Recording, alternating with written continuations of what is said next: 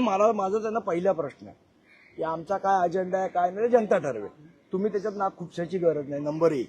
Number 2, Jaydeep धनगडचा राजीनामा का झाला, का घेतला भाजपने, याचं एकदा कारण सांगा. आणि धर्मेश प्रधानचा का घेत नाही याचं कारण सांगा. म्हणजे जो भाजपच्या मुळाशी येणार त्याचा तुम्ही राजीनामा घेणार, पण देशाच्या मुळाशी जो येणार त्याचा राजीनामा नाही घेणार.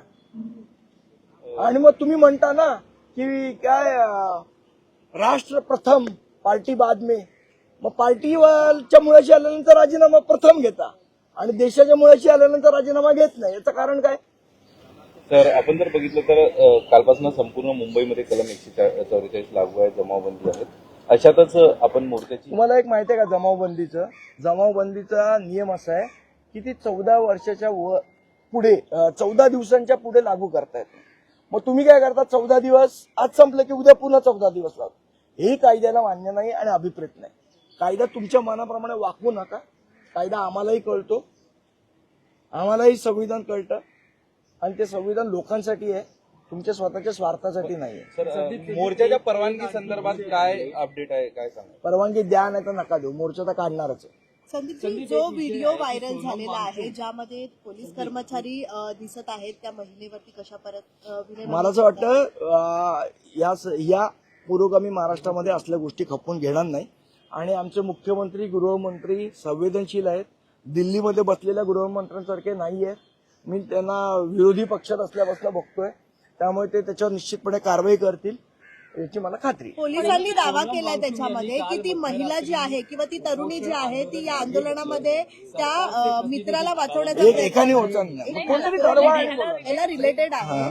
या व्हिडिओची पोलिसांनी पडताळणी केलेली आहे. जो कार्यरत असलेला पोलीस हवालदार आहे हा शिवाजी पार्क मधलाच आहे आणि आंदोलन सुरू असताना ज्या तरुणाला पोलीस पकडायला जात होता त्याची कॉलर त्यांनी पकडलेली आहे आणि ही तरुणी त्याच्यामध्ये आलेली आहे. अटकाव करण्याचा कुठेतरी मला वाटतं ह्या सगळ्या व्हिडिओची चौकशी करतील आणि पोलीस योग्य ती कारवाई करतील. मी तुम्हाला सांगितलं आपले गृहमंत्री संवेदनशील आहेत, याच्यावर अजूनपर्यंत तरी माझा विश्वास आहे आणि ते त्याप्रमाणे वागतात. पण भाजप सर्वसर्व करते की निळ्या शर्टवाल्याची कॉलर जी आहे ती पोलिसांनी भाजपचा सोडावं, ते मूर्ख लोक आहेत. संदीप, एक विषय आहे की सोनम वांगचुक यांनी काल रात्री उशिरा मध्यरात्री आंदोलन मागे घेतलं, उपोषण त्यांचं मागे घेतलं. ज्या व्यवस्थेविरुद्ध, ज्या सरकार विरुद्ध काही प्रश्न होते विद्यार्थ्यांचे, त्या व्यवस्थेचेच मंत्री सोनम वांगचुक यांचं उपोषण नाही ठीक आहे. आता हे बघा, एक तर त्यांच्याबद्दल काय झालं म्हणजे त्यांच्यावर काही प्रेशर आणला, दबाव आणला, काय झालं माहित नाही, कारण त्यांची कोणाचीच भेट होऊ देत नाही. पण ठीक आहे, त्यांनी 26 दिवस उपोषण केलं, या गोष्टीला आमचा सॅल्यूट आहे. आपण 26 तास उपाशी राहू शकत नाही. तो माणूस बिचारा 26 दिवस उपाशी राहिला. त्यांनी त्यांचा लढा दिलेला आहे, आम्हाला पूर्णपणे आधार आहे. पण याचा अर्थ धर्मेंद्र प्रधानांचा राजीनामा होणार नाही अशी गोष्ट नाही. जोपर्यंत होत नाही तोपर्यंत जी विद्यार्थ्यांची चळवळ आहे त्या चळवळीला आमचा पाठिंबा राहील. आणि मुळात काल मोदी साहेबांनी काय सेल्फी व्हिडिओ काढला त्याचंही कौतुक. नाही, पण मोदींचं जे निवेदन आलेलं आहे त्यात ते म्हणतात की पुढच्या आठवड्यात संसदेत ऐका ना, तो त्याच्यावरच येतोय मी की फास्ट ट्रॅक कोर्ट स्थापन करू आणि मग त्या सगळ्यांना शिक्षा होईल.